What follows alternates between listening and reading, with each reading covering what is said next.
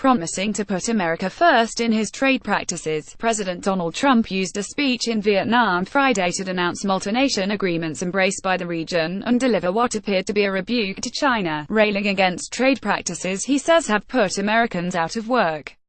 From this day forward we will compete on a fair and equal basis, Trump told a gathering of CEOs on the sidelines of the annual Asia-Pacific Economic Cooperation Summit in Vietnam. We are not going to let the United States be taken advantage of anymore.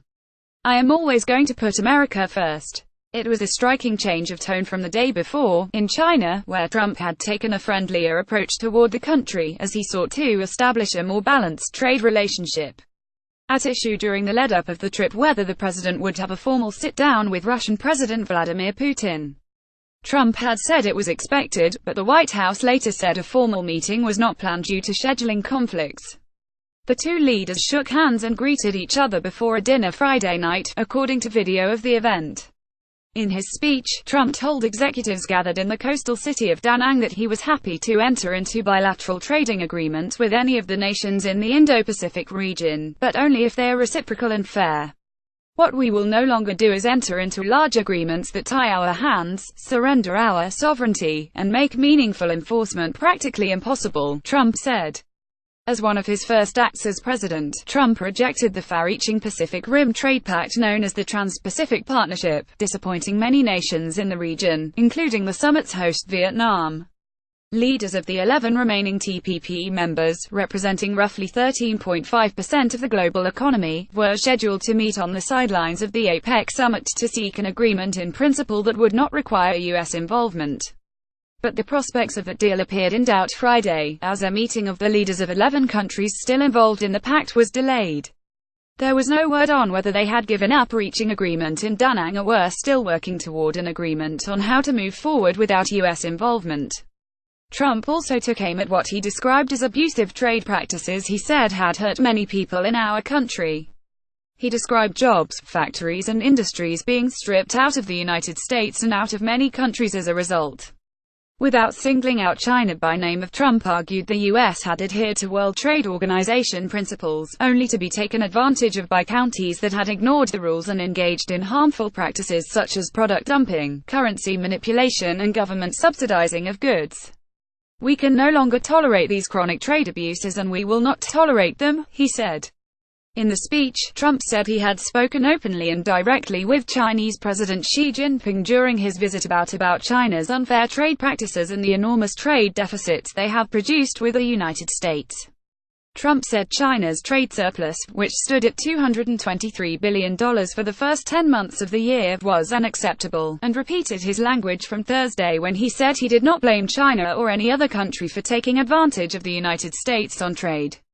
But Trump went on to say that the U.S. would no longer turn a blind eye to violations, cheating or economic aggression. We will no longer tolerate the audacious theft of intellectual property.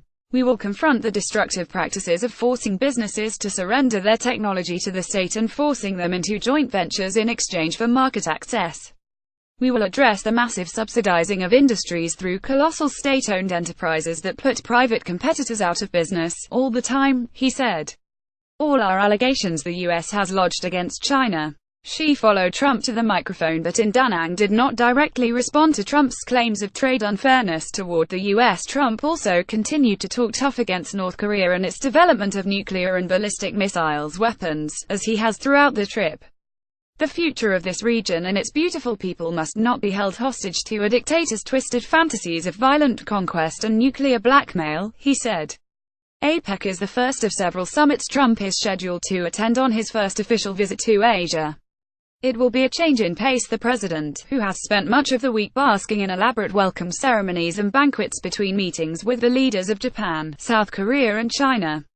Shortly before Trump landed, the White House announced he would not be having a formal meeting with Russian President Vladimir Putin, as Trump had said had been expected. White House Press Secretary Sarah Huckabee Sanders blamed scheduling conflicts on both sides, but said it was possible the leaders could have a less formal encounter in Da Nang or at a later regional conference in the Philippines.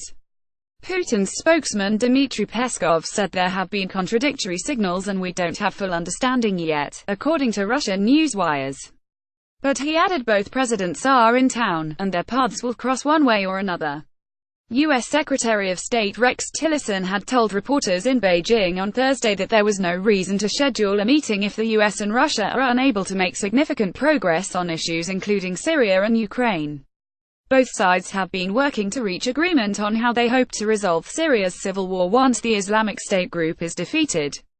The potential understanding comes as an array of forces are near a final defeat of IS, the extremist group that once controlled vast stretches of both Iraq and Syria. Follow Colvin on Twitter at http://twitter.com@colvinjohnlemire at http://twitter.com@johnlemire.